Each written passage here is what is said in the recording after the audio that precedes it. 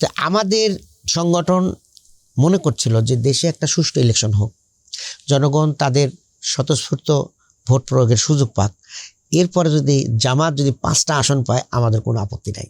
কিন্তু আমাদের এই কর্মতৎপরতা, আমাদের আদর্শ দেখে জনগণ যদি আমাদের 151 সিট দেয় তাহলে আমরা সরকার গঠন করব, এটা আমাদের হলো বক্তব্য।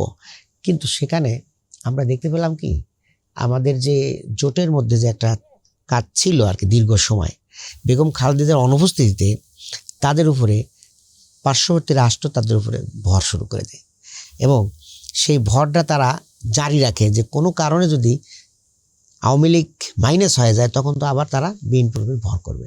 সে কারণে আপনার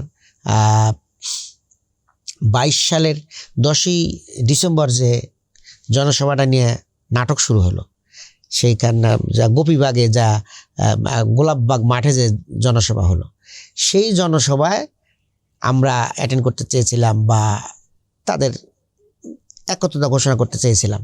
ওনারা বললেন যে না, আপনারা আসার দরকার নাই, আমরা যুগপথ আন্দোলন করব। এই সূচনা ওখানে।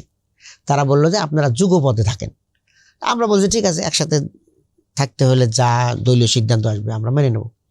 আমরা যুগপথে গেলাম।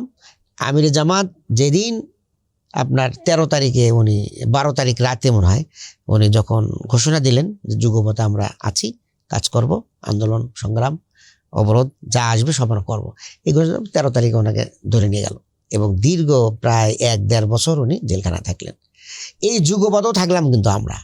এর পরবর্তীতে ওনারা আন্দোলনগুলোকে ডাইভার্ট করে নিয়ে গেলেন, যে চিন্তা করলেন যে ভারতের আশীর্বাদ নিয়ে ওনারা ক্ষমতা আসতে চায়। এই যে এই পার্থক্যটা এখান থেকে শুরু হলো, বেশি আগে না। 22 সালের 10ই ডিসেম্বর থেকে তারা আমাদেরকে পাঠিয়ে দিলেন যে আমরা যুগপথে চলে যান। আমরা যুগপথেই থাকলাম, আমরা তাদের বাইরে যাইনি, কিন্তু একসাথেই আন্দোলন শুরু করলাম। 23 সাল পুরা বছর আন্দোলন করেছি, আমরা অবরোধ করেছি, সব জায়গায় গিয়েছি। তারপরে 24 সালে তো এসে তো গণ অভ্যুত্থান হলো, সেখানে কিন্তু আমরা একদম সম্মুখ সারি থেকেই ভূমিকা রেখেছি।